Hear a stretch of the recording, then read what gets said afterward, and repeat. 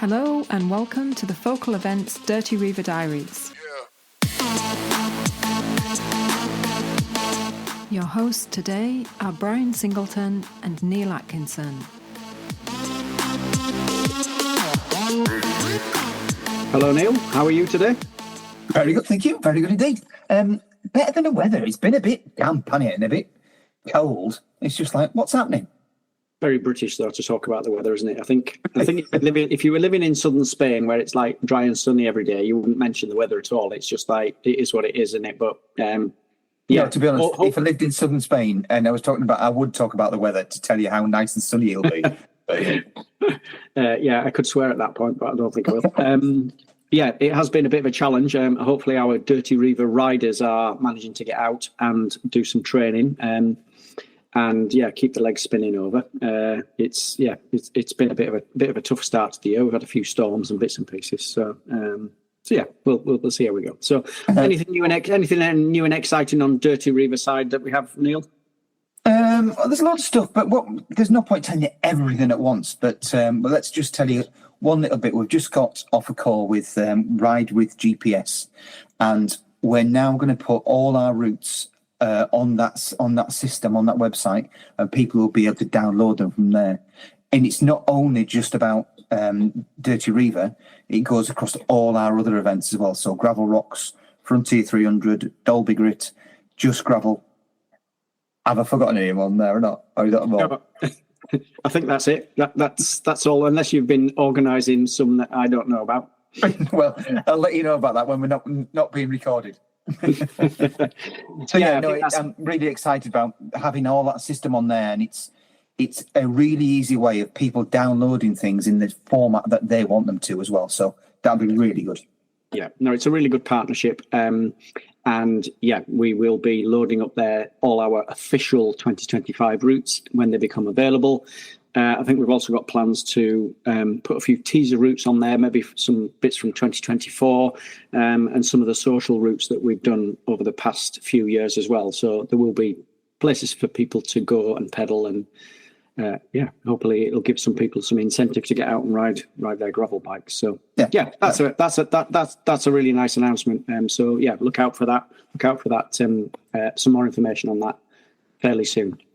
So anyway, before we carry on too much about that information that we've got there, who have we got coming up on podcast today? We've got a very interesting podcast this time round. Met in a circuitous way. We met somebody from Kickback Coffee who immediately leapt out to us as someone it would be really nice to chat to. So our podcast interviewee this week is Monica Dew, a fantastic ambassador for women's cycling and for the sport. So very much looking forward to chatting to her, and that's going to be our next guest coming up soon.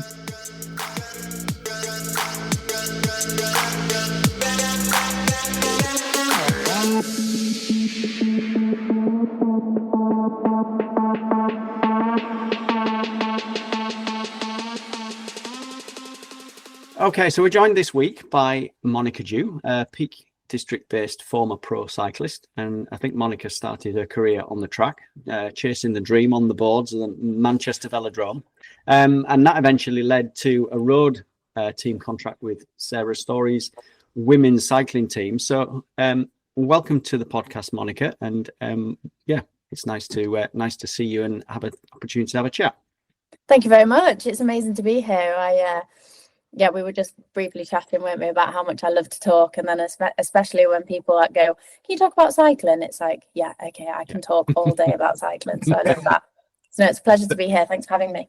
Perfect. And we're talking obviously about cycling, but we didn't meet through cycling initially. We met through slightly different channels. So can you say a little bit about that and how that links to what you're doing now? Yeah, absolutely. So I currently work in the marketing and event side of Kickback Coffee. We are a coffee roastery based right on the edge of the Peak District in a little village called Pottrigley, which is just outside Bollington. And that I now work there because, working events and stuff and coming from cycling, I think like that's a natural place for me to be. And also, as a cyclist, everybody loves coffee, so the two just go hand in hand. And they're a local business to me as well, so it's really great to kind of work in the event side of a business that's, you know, sustainable, trying to do amazing things within events for women on bikes, trying to get more people, trying to create like an inclusive space, is brilliant. And to kind of share that over a love for coffee, I think is incredible. So yeah, just working to create and build a community, really. And do you get many people ask for tea? Do you know what? We get a handful, but I think when they come in and they ask, we give them that look that's almost like, we don't need to reply to you. You already know the answer to having a cup of tea in here. To be honest, all those people who were listening now, I didn't see the look. I don't think I dare ask for tea, and I was going to. Yeah, get the death stare to give people some context of what I just did. But no, we're very open to people having tea and hot chocolates. But yeah, we're very proud of our coffee and proud of kind of what we do up there. I think it's absolutely brilliant, and being able to kind of showcase what we do instead of people just going into a coffee shop essentially and buying a cup of coffee. What I love is we've taken it right back to its roots. You know, people can actually see us roasting the coffee, which I think is incredible. And I think it kind of, it really brings that whole like bean to cup to life, which I think is part of the reason I work there, really, because of the story. I bet it smells absolutely beautiful in there, doesn't it? It does smell absolutely beautiful. And really sadly, I think I'm a little bit nose blind to it now. I think I go in and some people come in and they're like, it smells incredible in here. And I'm like, really wish I could like smell it. But sometimes, like, you know, the fresh roasted stuff, when we sat kind of crack the lid on the tub, it smells incredible. It really does. So it's a very lovely place to work, and I enjoy it very much. And I'm excited for what we can build and what we can grow it into. So you're not working on Dirty Reiver with Kickback Coffee. It's another event we're working together with, isn't it? Yes, the Frontier 300 sounds absolutely fantastic, and something I came across early this year from word of mouth and people talking about it and seeing it on social media. And I think that is everything that I want Kickback to be doing, kind of fueling those adventures and forging new connections along the way over a shared coffee at the side of a road or a shared coffee in a cafe, whatever that version is.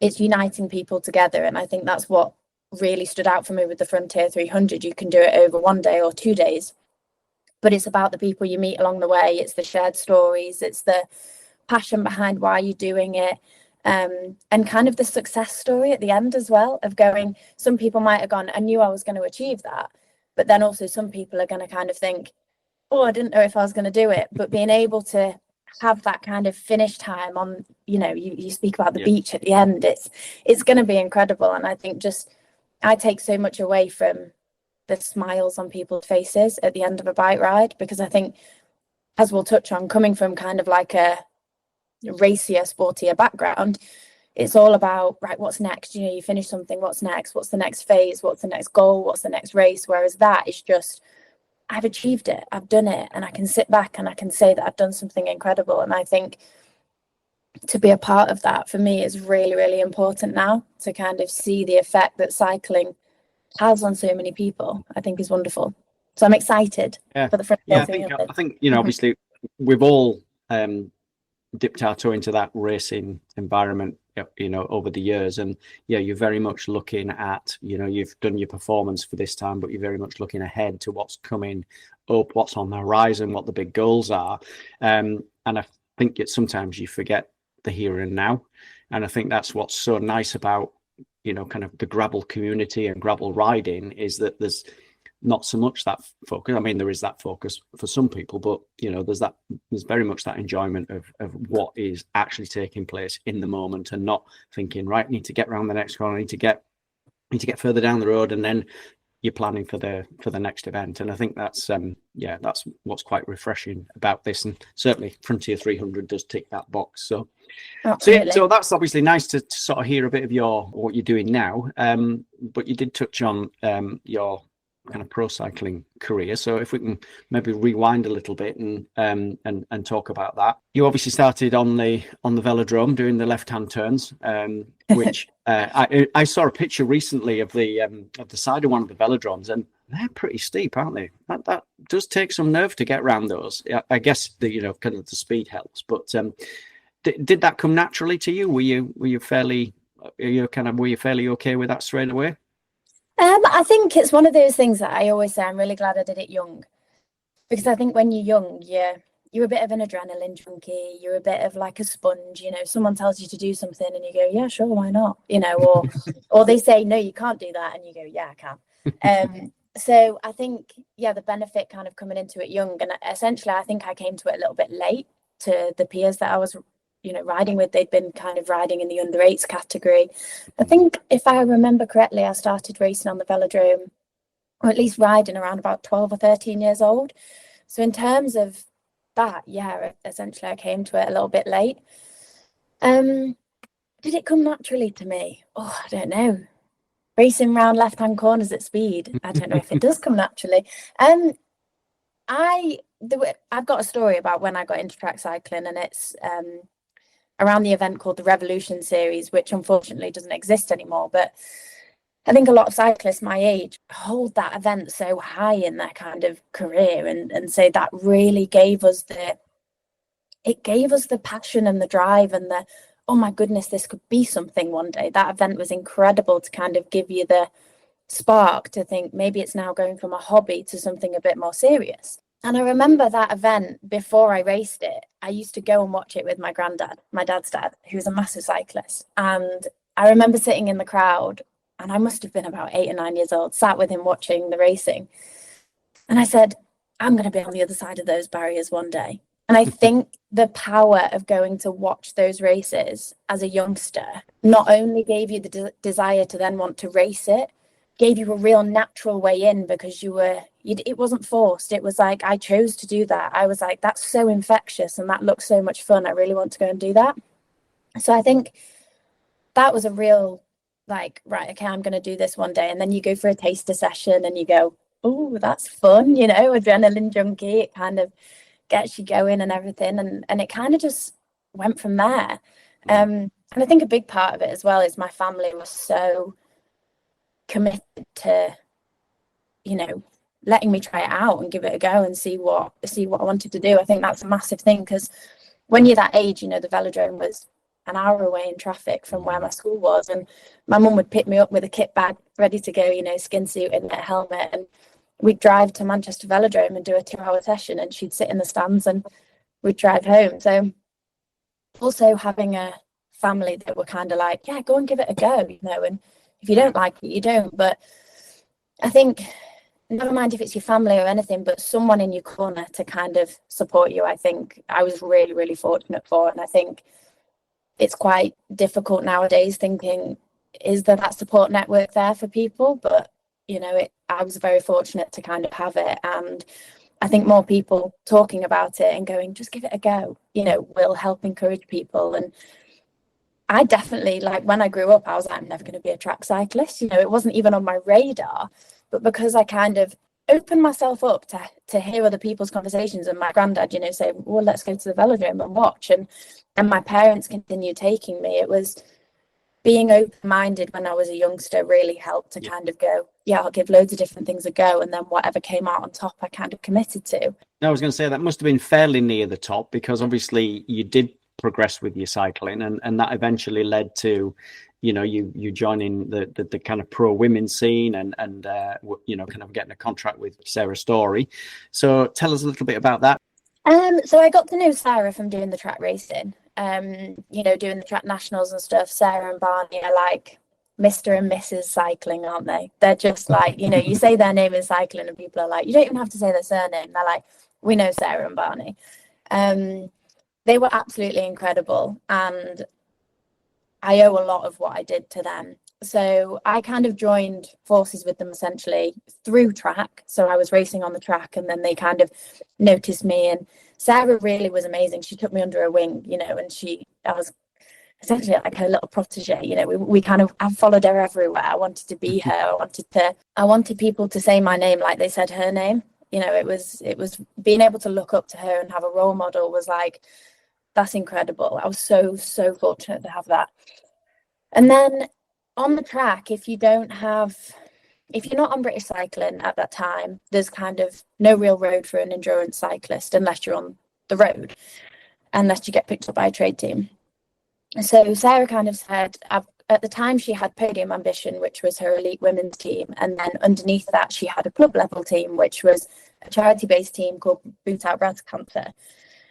And she was like, look, there's a spot on there and I see potential in you and I really want to help you grow and, you know, kind of develop as a rider. So why don't, you know, you come and kind of ride on Boot Out Breast Cancer, see how you fancy it. I'd done barely any road racing at this point, maybe like the odd Southport crit or something very like small. And I was like, yeah, why not? I'll give it a go. Sarah's story says it's going to be fun. It's going to be fun. So I kind of then started doing a little bit of road racing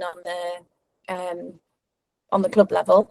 But what was great about that was, again, it was underneath Podium Ambition, which was an elite team. So you were traveling for the races and you were in the same setup and hub and as the elite girls. And I think Sarah was quite passionate about that, you know, making sure that we had role models above us that we could follow in their footsteps. So it was, yeah, being able to have that was absolutely brilliant. She was just fantastic. She taught me everything I know. So that's how the road racing career kind of started. Did you race on the track or anything like that? Do you know what? I've always thought I should ask my dad this, but I don't know whether he raced on the track, but he definitely like was a massive road cyclist. I'm sure he rode on the track, whether he raced or not, but he my dad's side of the family, like even my mum's dad as well, like he used to casually drop in conversations like, oh, I used to ride like 150 miles to work, and it was like 150 miles to work, like To work. what? That's crazy. Like, but just, you know, or on a Saturday, I'd just casually go and do 250 miles. It's like that's bonkers to me. So yeah, I've come from like an active family, you could say, and yeah, they were brilliant for, like I say, kind of giving me that inspiration and what life could bring, you know, what it could get me to, which was brilliant. So these people that have been supporting you in the past, so your granddad and then Sarah's story and things, to inspire you, are you now inspiring other people along those lines, or are you looking to do that next? I'd like to think so. I'd definitely like to. Yeah, exactly. I'd definitely like to think so. I think it's really hard. I think, you know, we look at social media and all these platforms now, and there's so many people that are getting into triathlon, getting into cycling, getting into running. It almost feels like everybody you see or everybody you speak to is a sports person nowadays, which I think on one hand is absolutely fantastic. And on the other hand means there's a lot of saturated content out there about what's right and what's wrong. So I think I always try to be very true to myself, essentially. And I think only kind of sharing information that I think is really going to help other people, rather than just get stuck in that rabbit hole of just putting the content out there because you think people need to hear it or want to hear it. It's almost like I'd rather do less content but make sure that it's really premium and good quality. So I think, yeah, I definitely think I'm trying. Like, I've built a women's community now through I do a bit of work with Panaracer, based in Wilmslow, out of their store, and I've built a community there. I think we've got 20 in the group chat, and on a regular there's like 10 or 12 turn up. So I think that, like, you know, doing a ride fortnightly where I've never really done anything specific in women's cycling. I mean, I've come from being a female in cycling, but I've never really delved into what a female specific space looks like within cycling. So going from nothing to be able to create something has made me feel really proud. And definitely being able to open up some conversations that I think some women would have never spoken about on a mixed ride, you know, about what kit is the best kit to wear, what nutrition. I think I feel quite strongly about nutrition for personal reasons, but, you know, it's crazy to me that people aren't aware of how much you have to eat on the bike. And you know, with cycling, everybody goes, "Well, watch my figure because we're in Lycra," and it's like there's all these little taglines that come out, but I think it's really important to have someone that just says like, "I'm eating, you should eat," you know, at the same time, or just a constant reminder to kind of be like, yeah, I want to feel my body in a positive way, or, you know, let's press on up this hill, or try and stick on my wheel or something. If I can kind of give them that encouragement, or like last weekend, I was like, "Come on, we're going hilly," and they were like, "Oh no," and I was like, "Look, I'm with you. We can stop at the top. We can have a bar. We can have a sit down. We can have a drink." And we did it. And at the end, I felt really proud that I'd been able to kind of give people the encouragement and open them up to say, you can do hard things. You are capable of it. And I think being able to do it in a group and share it with others is much nicer, because you think, well, if I have an issue, I've got other people. If I struggle, if I get a bit worked up, I've got other people with me. And I think that for me is really like super important, not to just go, well, there's the route, go and do it on your own. It's like, but there's so many other factors to not enjoying yourself, you know, other than just going and having the route. So it's interesting what you say about the nutrition. I think I was reading something recently in one of the publications that it was one of the Yates brothers saying about how things are different now from, you know, kind of when he first started riding, where you used to have an egg and then you'd go out for a 7-hour ride and come back and didn't want to crawl out of bed for several hours. He said now that they're going out and they're having these, you know, lots and lots of nutrition, lots of carbohydrates, you know, that they're just not experiencing those real dips that they used to get in previous. And, you know, I just wondered, you know, you looking back at your time as a, you know, when you were riding as a pro, what are you noticing? What are you seeing as the big differences now between, you know, what was that? I mean, there's obviously more TV coverage. We're seeing some, I mean, amazing women's racing taking place. I don't know if you saw the cyclocross at the weekend, the women's cyclocross. Unbelievable. Oh no. But it was just Don't tell me. I haven't watched we won't tell you the result, but like that for me was the highlight. Unbelievable. We were one of the highlights. The you know, the kind of the level of performance and the competitiveness that was there. I mean, you know, from your side, what are you seeing as key differences? Because we all look back over our shoulders now and again, don't we? Yeah, I think I agree with you. I think what we're mainly seeing is the TV coverage, I think, has been fantastic. That's probably like one of the big differences. I think as well for me is almost a little bit what I just touched on with my women's community, is how much women are now, like professional athletes, are coming out and talking about the things that were once upon a time never talked about. So I don't know if you saw recently Demi Vollering's post about how she felt on that Tour de France day, you know, and the media was so hot on her heels, and being able to talk about how she felt emotionally and how she had a lot of anxiety around that stage or that race or whatever. And I think the media are so easy, and maybe people just go, well, she's bound to win. She can do this, she can do that. And they don't think of all the external factors. And let's address the elephant in the room. Women are very different. Women are, you know, hate to say it, we're a difficult character because we've got lots going on. You know, we are emotional. We are, you know, we're designed to carry a child, for goodness sake. Like, we're going to be very, very different to men. And I think being able to have these pro athletes and these women now talking about that and how much that actually affects them on the bike and affects their physiology, and, you know, how that kind of affects how you perform ultimately in a snapshot. And I think it's not only, yes, she's more than capable. Someone like Demi, for instance, is absolutely more than capable of winning the Tour de France, but if that falls on the wrong day, all hell can break loose. And that's something that's completely out of her control. And I think it's very easy for us to sit at home and say, oh God, why didn't she do it? She must have been having a bad day. It's like, yeah, literally, you know, she could be having a bad day.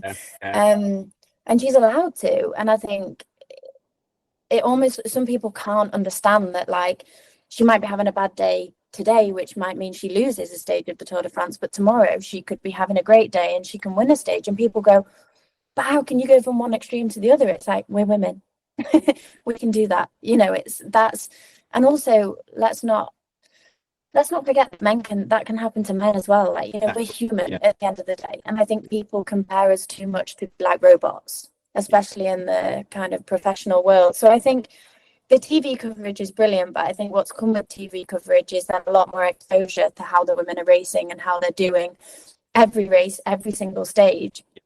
So then it's been almost important to have those conversations and those messages put out on social media that make people go, oh, I did watch that stage and now she's explained it. That makes total sense. So it's kind of marrying up. So I think that's really positive to see. And I hope to see more women kind of following Demi's footsteps and go, yeah, she did speak openly about it. Because I think also not only does it help other people, it helps you personally process the demons and the things going on in your brain that sport can naturally bring. So I think sometimes getting it out there in the wild makes you go, oh, it's not on my shoulders now anymore. Other people actually understand. And sometimes that can allow people to reach out and help in all sorts of ways, or team managers, that might be the first time that they've heard about it or whatever. So it'll then in return create a nicer dynamic through the team, which I think is really important. I think as well how women are racing. Like, if we speak about now how, I mean, you've just touched on the cyclocross, which we won't talk about the result. No, please don't. But I think we're seeing them now race so aggressively. They're fighting off the line and they're really going to the finish line. It's start to finish. And I think for me, I'm like, wow, women can do that. And it's so exciting to see. And I almost put my mind back to being a 12-year-old girl. And I'm like, if I was watching that now, I'd want nothing more than to be a professional cyclist because it looks so exciting. And I think that's why it is important now to talk about, the not so great days, but also the great days, because it's like we need to educate people that it's not just professional cycling, it's professional life. Everything, you get everything with it. I believe you become a better person, not only physically and mentally, but you become better prepared for life. The media training, the having to kind of deal with the ups and downs of that world, and also the meeting people, the seeing the wider community and seeing what your race result can do to thousands of people is so special. And I think we should be encouraging people that this is their life. It's not only a bike race. It might be a bike race to you because you've watched it,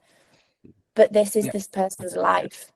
And I think we're seeing incredible depth in, strength in depth in the women's cycling now. It's fantastic to see so many people actually competing for the win. We've had so many different winners. Again, just going back to sort of cyclocross because it's kind of fairly topical at the moment, and we had so many winners this year from riders who are still racing under 23 all the way through to kind of riders who've been kind of racing for many years. So it's fantastic to see that. Obviously you've kind of, that's been your background. What was it that made you make the decision to kind of, I suppose, like now we sort of see you more as an ambassador for sport. Why did you go from being a pro cyclist to becoming an ambassador, or less involved in the competitive side? I think it's one of those things. The reason why I stopped, I think I was kind of, lockdown happened, and I hate kind of making my reason to stop in cycling lockdown, because it's almost like feels like a poor excuse, really. I feel like everybody relies on lockdown to kind of save them as an excuse, but I think lockdown hit and racing stopped. And I always say this kind of sentence to people when they ask me, I'm like, racers train to race. So when you lose the race, it's very hard to train to race when there's no race at the end, because me along with a lot of people, you train to win, you train to lose, you train to do whatever, you train to get a result. That's what you want from it. So when you aren't able to get a result, the training feels very, very monotonous. It feels very boring. There's no kind of, and it is, training without racing is very boring. It's very hardcore. It's very intense. It's very, robotic. You ask any athlete, the most exciting part of being an athlete is getting to race and hang a medal around your neck or race against your peers and test yourself. So I think when lockdown happened, racing kind of flatlined, especially in the UK. And I think I was probably mentally ready for a little bit of a break. So it would be wrong to say that I was sad. I think I was maybe a little bit relieved of like, oh, this will give me a bit of time to break, because when I was racing, I was still doing a little bit of track as well. So the road season would finish and then you'd go straight into the track season, which would then enter you into the road season. So in terms of a break in a year, you may be looking at 10 days, 2 weeks kind of max, which is, people might be doing that now, but I kind of wanted a little bit more time to live and just have a bit of a break and switch off. So I think, yeah, when lockdown hit, I was a little bit like, right, I'm going to have a bit of a break, a forced rest, I think will be healthy. And then 1 year became 3 years, which nobody really planned for. And then, yeah, I think I spent a year really struggling with myself of, you've gone from this person that trains every day, you have lunch at a certain time, you have dinner at a certain time, to waking up the next day and going, what do I do? what do normal people do at that time? And I think that was something I was really excited with, like, oh, I've got a choice now what to do with it. But also the negatives come with that as well, of your body's still craving to eat the amount of calories that you're eating, but you're training a lot less. So you do kind of shift. You go from being all in on something like the amount of calories you need to eat, the amount of training you need to get in a day, to kind of being able to switch off from that. It's quite hard to, because your body's almost so much in a routine, it craves that. So yeah, I kind of spent a year, I would say struggling, I think just like working out my next direction and what I really wanted to do. And I think I found a passion and a desire to help others. And within that, I kind of was like, right, well, I'll go and do some coaching. We're stuck in our houses, right? So I was like, I may as well open a textbook and kind of do something. And I think I've always been someone that cares. I care a lot about getting more people into the sport. I'm always one to put others first as well. So I think coaching went hand in hand, because I was like, I won't be leaving cycling aside. I won't be leaving it forever, but I'll be just doing it in a different capacity, but a capacity that's still so powerful and can still help the sport in so many ways.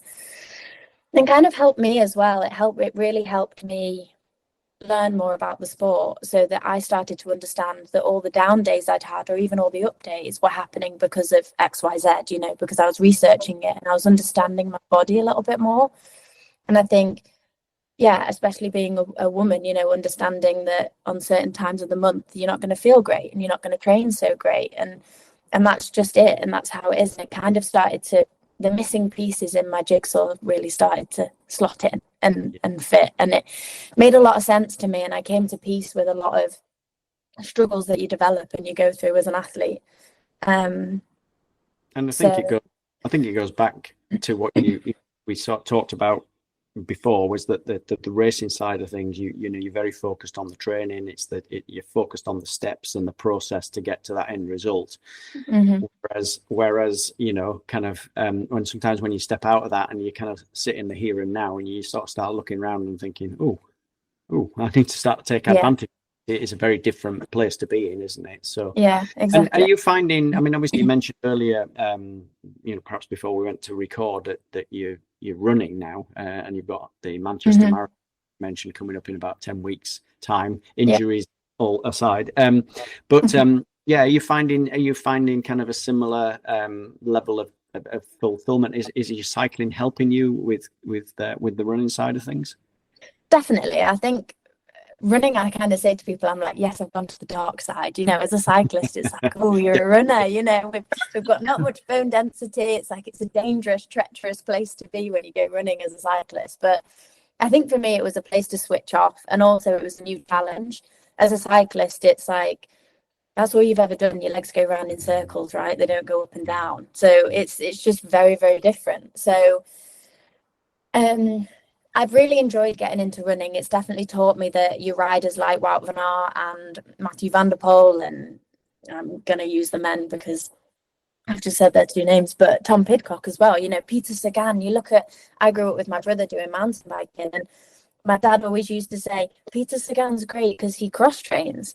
You know, like all these people, they do multiple sports, right? And it's like, you know, you look at your road cyclists are still racing on the track, and it can really benefit. So if you're racing on the track, it means you're strong because you're pushing gears, you know, you're probably likely to be in the gym. So we're seeing a lot more now in the cycling world where people are doing a lot more cross training. You're seeing all the athletes, Demi Vollering, you see her all the time going trail running, and wherever the beautiful place she lives, Switzerland or something like that. But we're seeing a lot more now of cross training, and I'm finding it quite interesting, running and also cycling still alongside it, and seeing that they can actually play off really powerfully against one another. You know, you work in different muscle groups essentially, so it's a good thing to kind of work both.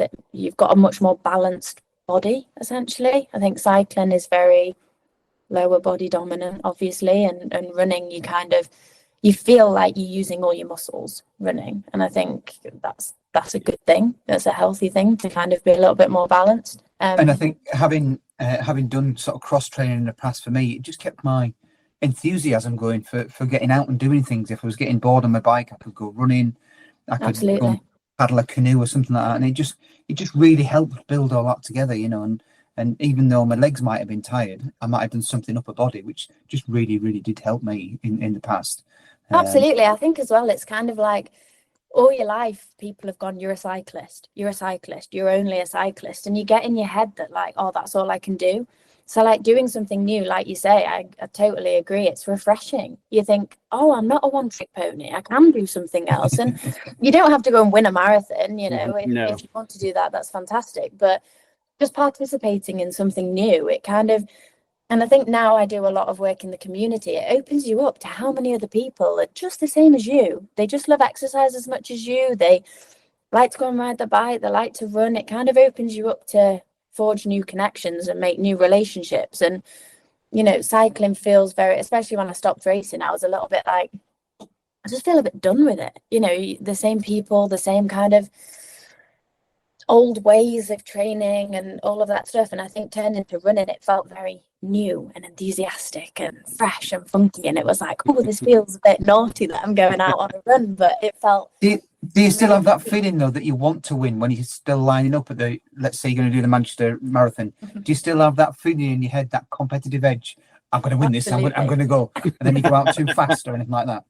Absolutely. I always say to people, once a racer, always a racer. I just don't think it ever leaves you. I think it leaves you to a certain extent, but I just think that snippet and desire of getting there and being like, oh, what can my body give me today? I think you just never lose it. And I think it's probably one of my best traits, but also one of my worst, because what it does allow you to do is live full, you know, like experience it amazing, because you're going in there and you're giving it your all, you know, 100%. But then what it doesn't allow you to do is kind of just jog and enjoy the people at the side of the road, or, you know, take a swig of a drink at the side of the road, or just chill out a little bit.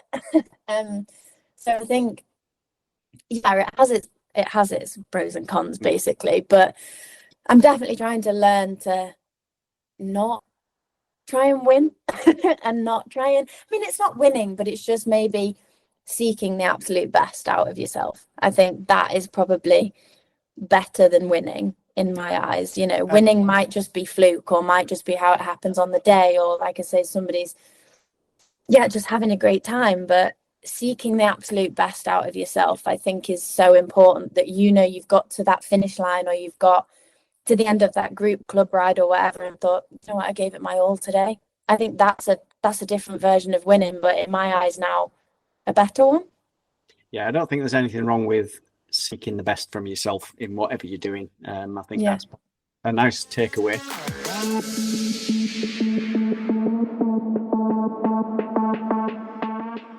Sort of turn the conversation to gravel. a little bit. So is gravel fairly new to you, and what is it in particular you like about gravel riding?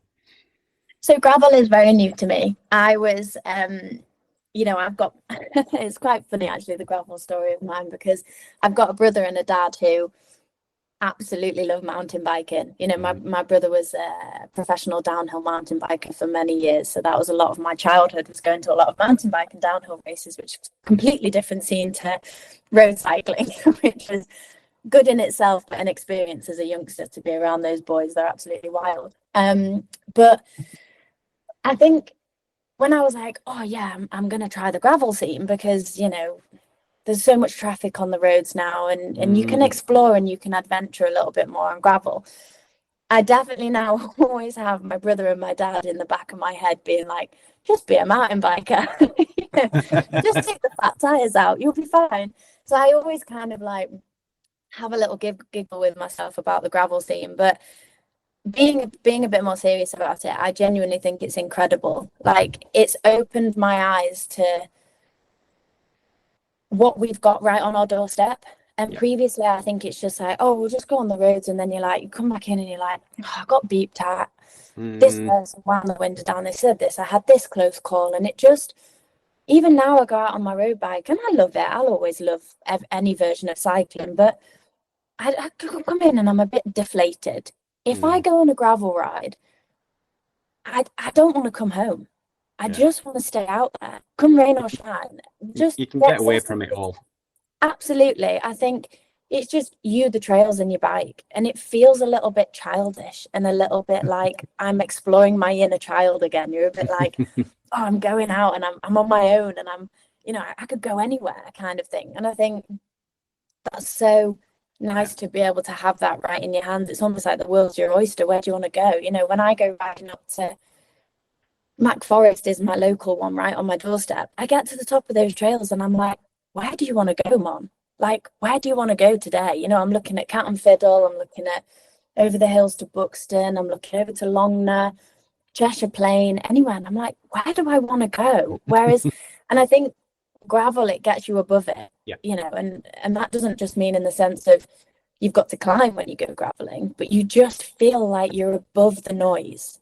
I think I enjoy it, describing it as that. You're out of the way, you're off the beaten track, you could go anywhere, and I just love that. I think, and the people you meet along the way, you don't kind of, everyone's so happy. Anyone who's on a trail, if they're miserable, their dog's jumped in a pond or something, in a mud pond, and come out filthy. There's got to be a reason for it. But I just feel like the people you meet along the way are like, they're all like-minded, and they're sharing the trails with you, and they're open to have a chat with you or wish you on your way as you're groveling up a hill somewhere and your wheels spinning on some rocks you've got stuck on or whatever. But it's every single ride as well, when I ride on gravel, is different.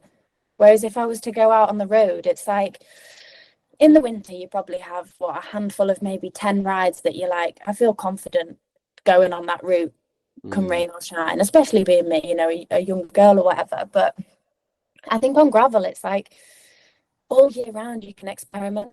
You can. Because it's like, you just know there's not many variables really. You might get a few more punctures because, like I would do, I'd pump my tyres up too hard and I'd probably puncture several times on one ride. But realistically, what's going to go wrong? It kind of, I think the best way I can describe gravel is it feels playful. Yeah. It's playful. And I think, I'm very new to it, and I'm excited for what I've got to come, and I think leading on to like the Dirty Reiver event that I've done, like, that again was just fantastic. That again was just like, I haven't seen a tarmac road. Does this place actually have tarmac? Or is it all just gravel paths? I was amazed by it. So much so that I went out the following day and took my dad out to do the near enough the same route, because I was like, Dad, you've got to see it. I was like, you've got to see the gravel around here. And obviously he came on his mountain bike. Yes. But he it was just, and we just chatted side by side all day, and we didn't have to be half a meter from each other, you know, because you've got to get a car to squeeze past. It was like you can ride 3 abreast on a trail, or you can chit chat. I think it opens it up more for like group riding. Was that your first gravel ride, and how did you find it? What stories have you got to tell? Because, you know, I mean, yeah, you know, we've talked a lot about the highs and lows, and the kind of surprises, and the, you know, the kind of the story that the event tells. How did you find your first Dirty Reiver? My first Dirty Reiver, well, I absolutely loved it. That was the first thing to say. I absolutely loved it. I had no idea Kielder Forest was that beautiful. My brother had told me stories about Kielder, but wow, like, that place is the gift that keeps on giving. It just, every corner you turned, every bridge you went over, every climb you climbed, every descent you went down, you were like, I feel like I'm in a different location, and I'm only 100 meters on from where I previously was. My first experience was great. I actually fractured my ankle a couple of weeks before I did the Dirty Reiver, but me being me, I put my shoes on and I got on with it. So that was good fun. As I do, I'm so stubborn. Honestly, I'm so stubborn. Someone tells me no, you can't do this, and I'm like, yes, I can. Don't be silly. Don't be so silly. So yeah, I absolutely loved it, and I surprised myself as well. And I think, if I can summarize it, I think the reason I surprised myself with the time that I did, because I just thought, well, I'm used to this. I'm not used to this. It's my first one. I don't really know what I'm doing. Was the whole element of the whole way round. I was so relaxed that I had no peer pressure to like finish fast. I was just picking up people along the way, asking them if they had any spare Haribo I could chew on. Like, I was just so relaxed, and I was just so fully immersed in the whole experience that you end up pedaling harder than you think you set out to do, because you're just so captured by it, and you're like, oh, someone says that OTE are at that fuel station up there and I could die for a flapjack. So you just kind of like pedal your way there. But I actually got here a lot faster than I thought I would, because I just think there's no other variables kind of getting in your way. You know, all it is you and a bunch of riders who are all in the same boat. Like, if you're in pain, they're in pain. Like, if your arm's hurt because, you know, the bike's been bouncing around, their arm's hurt because they're on the same terrain and they're on the same bike. So the best thing, I think, was knowing and realizing that everybody was in it together. And I think that's the power of doing kind of mass events, like mass participation events, where you kind of just start in some form of group. I know you kind of, you know, roll out slowly from the start, but doing it with other people and the people you meet along the way. And my first one, I met an amazing guy called, I think he was only about my age, called Drew. And I never caught his surname. And he caught me up and I said, oh, are you Monica? I met him at the feed station. I'd done a bit of YouTube before this, so he'd seen a couple of my videos. And I said, yeah, don't take this experience. I said, I'm a good cyclist, but I'm not in a good way right now. You know, I was at that feed stuff, and I think I was down in about 3 bottles of Red Bull or something. I was in a bad way, but I was happy. And I was munching on some Haribo. And he said, come on, we'll set off. And he rode the final 80 kilometers with me out of the 130k route. And I'd never met him before. Wow. I'd never met him before. And I honestly, like, that's the biggest takeaway that I have from the first one, was like, that's a complete stranger. And I just rode my bike for 80 kilometers with him. And on every climb, I was like, Drew, go on, get ahead of me, you know, go on, kind of overtake me, go on, finish your race. And he was like, no, we're having great chats, you know, great conversations. And I don't know where Drew is now in the world, if he's listening to this. Hi, Drew, you saved my first Dirty Reiver. But again, like, we've spoken so many times about how powerful cycling is for forging new connections and relationships. And I might never see Drew again, but I remember my first Dirty Reiver, that he literally got me to the finish line, because he didn't push me, he didn't tell me to do anything. He just chatted to me, which took the pain out of kind of being on your own at that point. You know, within the last 80k, I was like, this is my first event. I don't really know what's coming. You know, I felt like he really saved it, and he'd done it before as well. So he was like, oh, I know that when we drop down here, we've got this, now we've got this beautiful straight section. And I was like, amazing. You know, I was really looking forward to like what was coming. Yeah. So I owe my first Dirty Reiver to Drew. We're looking forward to you coming back 2025. And I think you kind of partner with a couple of our sponsors, Col and Wahoo. How did that kind of relationships come about? And in a nutshell, when I stopped cycling, it was a natural progression. I was like, I don't want to stop being involved in cycling. I love it so much. And when you love bike riding, and I'd started to kind of document how much I love it on YouTube and social media, and always riding my bike with a smile on my face, that I think became very infectious for brands. Yeah. And I think people were like, this is someone who has raced and has got kind of, what would you call it, like experience. You hold yourself well on a bike or whatever, you know, you kind of you fit the look of a cyclist basically, because you have been one all your life, and you're also a happy smiley person, and you just love bike riding on top of that. So you are likely to be a very good candidate to represent a cycling brand, right? So that's kind of how that started. And I think it was not, I think a lot of people nowadays want to work with brands because they're like, maybe the kudos or the financial backing behind it, but I think it was never about that for me. It was about working with brands who were kind of doing amazing things in the space that I wanted to really grow in. And I think Col was one for that. They've got Col Cycling Club, and that really resonated with me, because I thought, you know, you look at so many brands out there and you just think premium.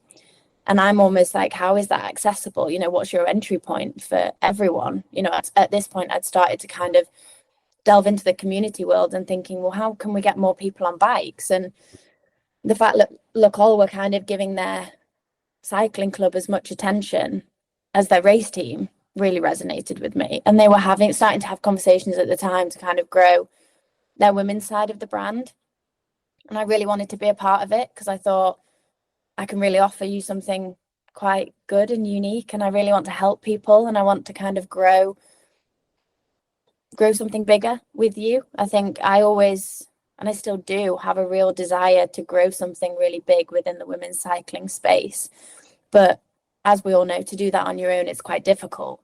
So I think being attached to a brand isn't like a kudos thing. It's just, you need it. You need their voice to help you kind of spread your message a little bit further. And I think now more than ever, it's really important to kind of connect with brands and connect with people doing really good stuff in the cycling space, because cycling now needs people more than ever. It needs people behind it, backing it, encouraging it to do more. And I think if we pump it into the foundation level of cycling, then it's going to kind of have a nice ripple effect up to the top. And I think that's probably, we almost need the London 2012 effect again, where we get loads of people getting out on bikes. Which I really want to see, and I'll be really pleased if we kind of get there. And yeah, Col were doing fantastic things, and then they started opening up opportunities for me to go and do photo shoots with them.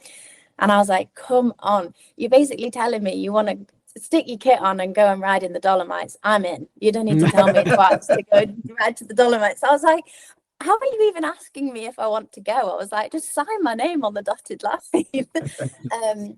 So yeah, then some incredible opportunities started to come from it. And I look back at that and I pinch myself now. It gives me goosebumps talking about it. Like, little old me, little old Monarchy, you know, who used to just try and chase her brother down a downhill track at 10 years old with his old full face helmet on, you know, down a track in Black Forest. And now she's riding up climbs in the Dolomites for a global brand. Feels incredible. And I think so many people as well that have kind of bought from that brand because they have seen me repping it. And I think it makes me really proud that when I've asked people like, oh, why do you want to buy their kit? It's like, because we know that you're a trustworthy representative, ambassador, you know, like we know that you're working with this brand because of the right reasons. And I think for me, that's super important. I don't want people to buy from a brand because they go, oh, well, you look good in that photo shoot. I'm not interested. I'd stop it straight away because I'd be like, well, I'm doing this for the wrong reasons. So we need to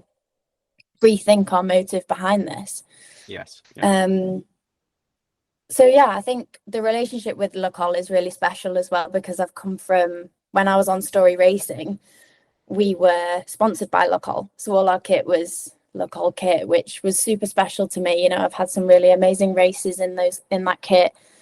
It was quite a funky kit at the time as well. It was like, you know, we went through a time that looked a little bit like Harlequin, you know, it was like reds and blues and whites and stuff. And I think it was quite special to represent that kit, especially when we were able to have Sarah's surname on our chest. That felt unbelievable. I still think back of that time and I'm like, yikes, that was me, you know, that was me that got that opportunity. And it was incredible. So to be able to kind of follow on that relationship now to, oh my goodness, it must be over 10 years worth of time wearing their kit. Right. And I'm not one to jump brands, you know. I've built a really loyal relationship and I love all the guys at Le Col and I love the team and I love the conversations that we have. They're really exciting and what's on the horizon for them is really great. And now they've delved into the gravel world. I think it's super exciting. Their kit's great. And yeah, they're coming over to the dark side. And the same with Wahoo as well. I think again, it was kind of like, you know, I came out of cycling and you still need the support. You want to be a cyclist, you still need the support to be able to ride, and equipment's expensive, right? Yeah. So I did a couple of photo shoots for them, really fortunate. Went down to London, which felt very bizarre, being my first like studio shoot for them, which was great.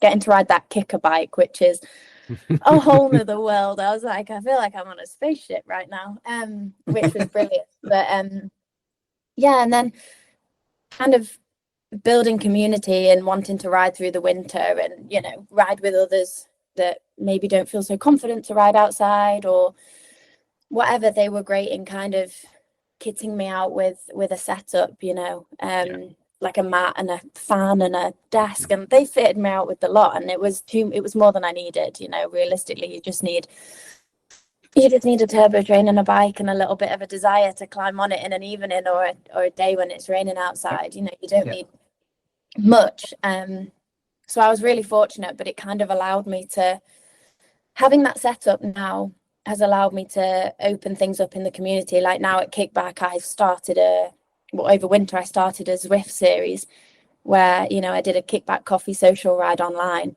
And it, you know, we had like 15, 16, 17 people turn up on a Tuesday night to ride. And I wasn't really promoting it or pushing it. I was just like, look, I'm going to ride my bike on the turbo because I don't have much time after work. Do you want to join me? And I think Wahoo gave me that opportunity to be able to do that. I'd have never been able to, you know, or it'd have taken me a long time to save up to buy the setup. So those brands and those partners, like, they didn't want anything back from me either, which I think is another really amazing thing. All they wanted me to do was build something, and I have, and it's given me the accessibility and the entry point to be able to do that. And for that, I'm forever grateful, because the messages you get off people that go, oh, thank goodness we had that Tuesday night ride online, because, you know, I just needed it after work. I needed that headspace, or thanks for chatting to me about such and such. It feels super rewarding, and I can't take full credit for that. You know, these brands give me a leg up in allowing me to do that. So it's definitely a partnership. And yeah, I can see that they're doing amazing things by, you know, working with yourselves and stuff. Like, our initiatives are very the same. You know, we want people to enjoy riding bikes, and I think people on bikes, exactly, it shows testimony that these brands work with you. Interestingly enough, they've got a treadmill out now, Monica, which we'll not go into, but that could be next on the wish list. So, I know, I've got a big long wish list, so don't add more to it. We've already had Christmas as well. It's dangerous. Yeah. Going back to the gravel then, just, you know, for any women looking to get into gravel, what advice would you have? You know, we've talked about why it's popular, with the fact that, you know, we feel it's, you know, kind of well, you're out in green space to start with. You're to take your phrase, above the noise, because I really like that. Yeah, we all know about that sort of side of it, but women getting into gravel, some people are perhaps not quite as confident, because I suppose you have to have that little element of self-reliance, or perhaps you're away from the buzz and chatter that people are used to in their daily lives. Any tips, any advice that you would give for women looking to get into gravel, or women doing their first Dirty Reiver? Yeah, definitely. I think a big thing for me is finding a community, find people to ride with. I think is a big thing. Like, riding can be enjoyed in so many different ways, and that's why riding is so special, that it can be done as a group, it can be done solo. That's why it's so unique and so special. But I think definitely finding a group. Like, I've started taking my women out, and I think I get messages and they're like, oh, I went and did the route on my own the next day. And it's like, that's the whole reason that I take you out in a group, so that you then have the confidence and the ability to go out on your own and enjoy it as a peaceful ride, on your own, where you can be at one with your own thoughts and just enjoy it, ride it at your own pace and stuff. So I think trying to find a group, and I mean, it's really hard, like, to find them, but they are out there. Reaching out to other people online, there's so many people now on social media who you're seeing are doing gravel rides or riding in general. Like, reach out and send them a message. I think the power of social media used in the right way is incredible. So I think that's brilliant. Another one I think would be try and find some local routes. If there's any routes kind of around your area that you feel confident, it might only be a 10k loop, but lap it out a few times, if it helps to kind of keep it local and keep it close to home, where you think, right, well, if I do get stuck or I get caught out, then I've got the ability to ride home quickly. I think that's a really great one as well. Advice for your first Dirty Reiver. I think there's no pressure. Don't put any pressure on yourself. Like, I think these events, they're not called races. It's just Dirty Reiver. It's just a gravel event. Like, you don't have to ride at any pace. You can. What I really love about Dirty Reiver is, if I'm right in thinking, the 65k route is on the way to the 130, and the 130, then you've got the split off point as well. So you kind of have got the option, which I think is really, really great. It's all within the same area, and you've always got kind of the ability to stop or ride back. And I think that's the biggest thing as well, that there's people around you to kind of help you. I've stopped a couple of times, fixed a puncture or whatever, and the people stop with you. Like, they want to help you. It's because it's not a race. It's a really great space to be in, or to do your first one. So yeah, just get stuck in. I think that's the most important thing. Like, I always love a phrase that's, get comfortable with being uncomfortable. And if it slightly scares you, or it's slightly uncomfortable, then it's the right place to be. I think that's a really great one that I love. And I try and encourage everyone to kind of live by that. If your daydream scares you, that's a real positive thing. It should scare you. It should scare you.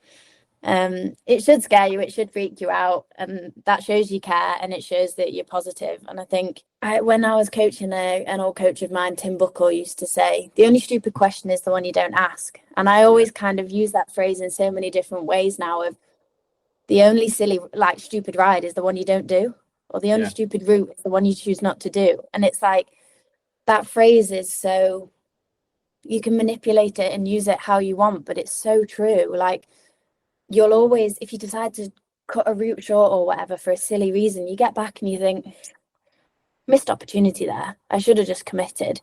So half the time when you think, oh, I just shouldn't do that, or I won't do it, that's the perfect time to do it. It's the perfect time to commit, because you've jumped a little hurdle in your brain, and the next time you won't even get the question in your brain.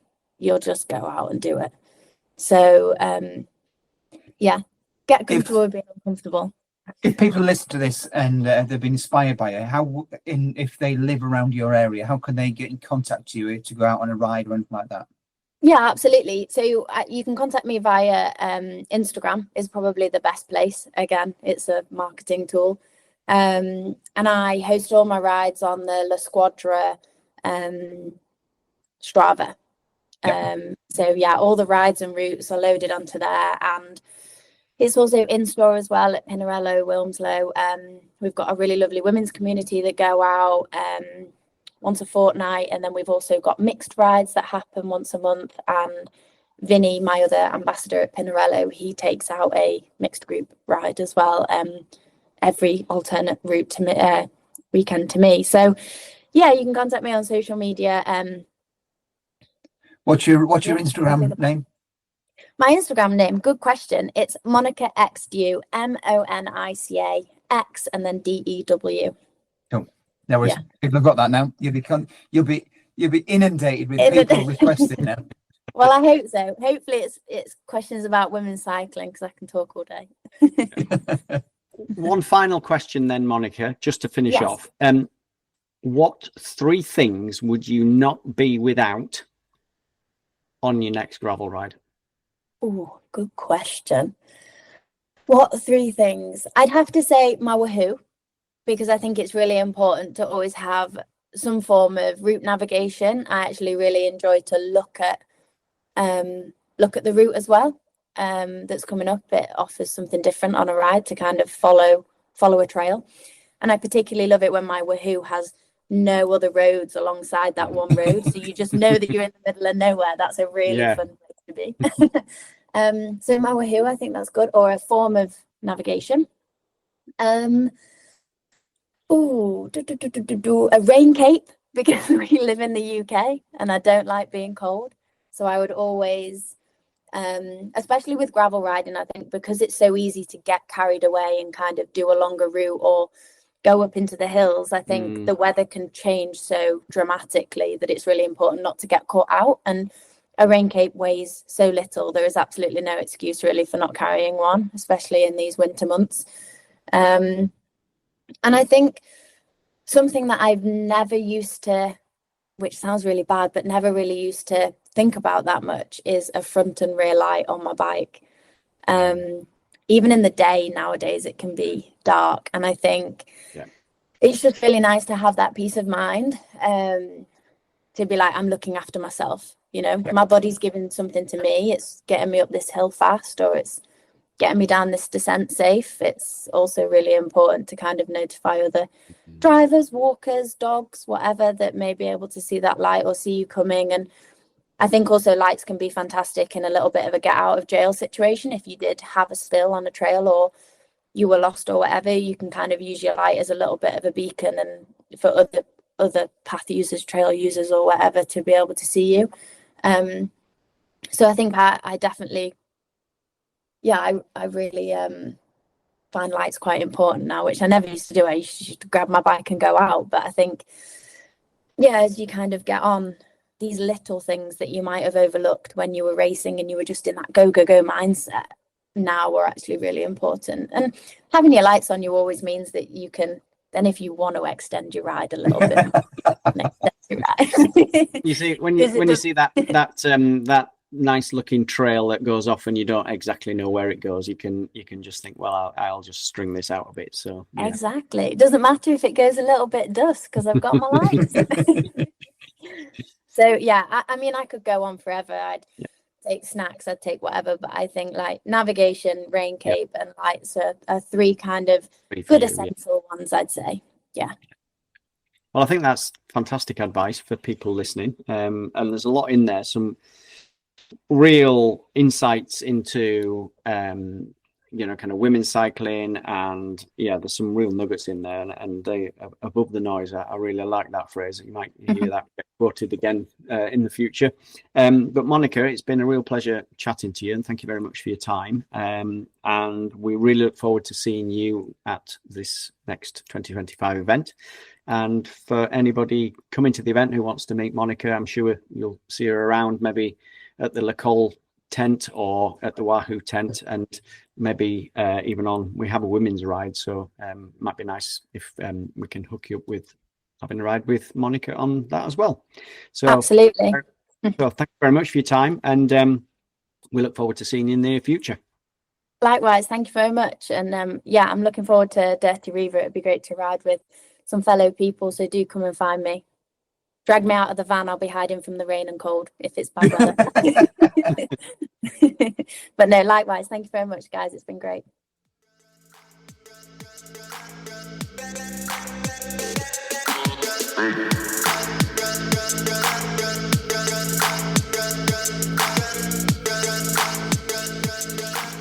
Well, Neil, that was Monica. What an inspirational ambassador she is. Just the enthusiasm for the sport there is quite exceptional, isn't it? It's amazing, really, and I don't know how old she is or anything like that, but she seems to be a wise head on young shoulders, and the passion for the sport itself is just outstanding. It really is, and I'm sure we could have sat there and chatted for a whole day about stuff. You know, she really is just a passion. She really is the whole passion for cycling itself. Amazing. Yeah. I was just, so blown away by how much, you know, she's really trying to encourage people at that grassroots level to kind of take on rides and take on the adventure of gravel riding. And I think there was one or two phrases that we I commented on certainly during the podcast, Neil, and I think you wrote them down.